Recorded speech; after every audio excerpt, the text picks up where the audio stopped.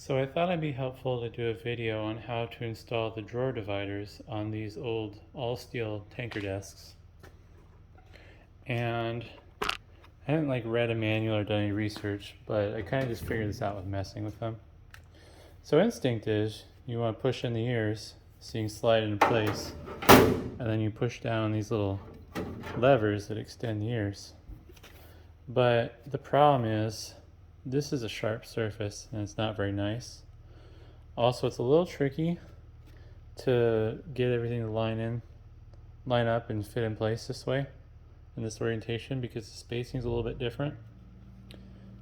So what you do is you'll take your steel divider and you'll push it in the ears as far as they'll go, and then you'll point it down towards the bottom of the drawer, and one side at a time you want to line it up with the notches in the side of the drawer, and you push down that side, and then once you get the other side lined up, push down, and it'll be locked into place now.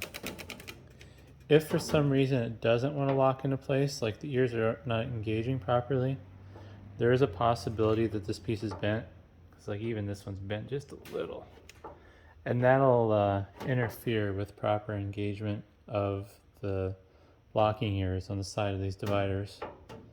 But yeah, hopefully that's helpful. I will just remove that and show it again. There we go. So you want to make sure you push in the ears and the sides of the divider,